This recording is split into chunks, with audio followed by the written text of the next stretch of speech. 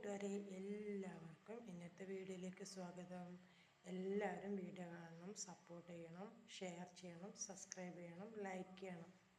ഇന്ന് ഞാനിവിടെ ഉണ്ടാക്കാൻ വന്ന വിഭവം പയറും അരിയും വേവിച്ച് കഞ്ഞിയാക്കുന്ന ഒരു ഡിഷാണ് ഞാൻ കാണിച്ചു തരാൻ പോകുന്നത്. അതിനാവശ്യമായ സാധനം ചെറുപയറാണ്.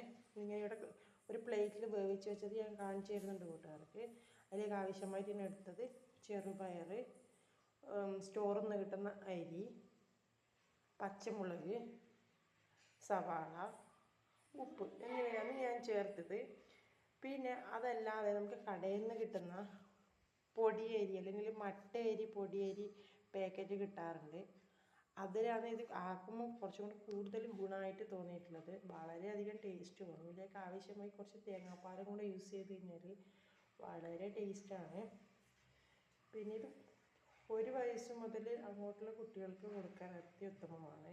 ഇതിലേക്ക് നമുക്ക് പച്ചക്കറിയൊന്നും കഴിക്കാത്ത കുട്ടികൾക്കായി നമുക്കിതിലേക്ക് ചീര, പയർ അങ്ങനെയുള്ള പച്ചക്കറികളും ഇതിലേക്ക് ആഡ് ചെയ്യാവുന്നതാണ്.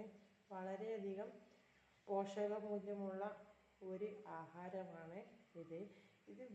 രാവിലത്തെ ഭക്ഷണമായിട്ട് ഉപയോഗിക്കാം, വൈകുന്നേരത്തെ ഭക്ഷണമായിട്ട്, അത് എങ്ങനെ വേണം നിങ്ങൾക്ക് ഇഷ്ടമുള്ള പോലെ ഇത് ഉപയോഗിക്കാവുന്നതാണ്.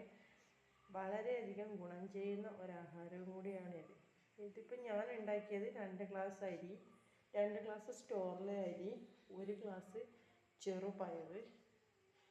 ആദ്യം വെള്ളം തിളക്കാൻ വെച്ചു. അതിന് ശേഷം ആ വെള്ളം തിളച്ച് വരുമ്പോൾ 1 ഗ്ലാസ് ചെറുപയർ അതിലേക്ക് ഇട്ടു. എന്നിട്ട് അത് പകുതി വേവാകുന്ന സമയത്ത് സ്റ്റോറിലെ അരി 2 ഗ്ലാസ് എടുത്ത് വെച്ചത് കഴുകി അതിലേക്ക് ഇട്ട് കൊടുക്കുക ചെയ്ത്. രണ്ടും കൂടെ ഒരുപോലെ വെന്ത് വരുന്ന സമയത്ത് പകുതി വേവ്, അതും രണ്ടും ഒരേപോലെ പകുതി വേവാകുന്ന സമയത്ത് പച്ചമുളക്, സവാള, ഉപ്പ് എന്നിവ ചേർത്ത് നല്ല പാങ്ങിൽ ഇളക്കി അതിനുശേഷം തേങ്ങാപ്പാൽ ഒഴിച്ച് ഒന്ന് തിളച്ചു.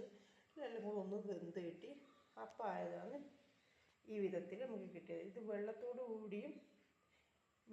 കൂടിയാണ് ഇത് കഴിക്കാൻ കൂടുതൽ രുചി. നമ്മൾ കഞ്ഞീര വെള്ളവും നമ്മളെ ശരീരത്തിലെത്തും.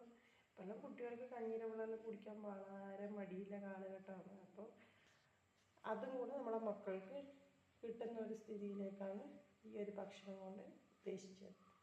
ഇഷ്ടപ്പെട്ടു കഴിഞ്ഞാൽ എല്ലാവരും ലൈക്ക് ചെയ്യണം, ഷെയർ ചെയ്യണം, സബ്സ്ക്രൈബ് ചെയ്യണം.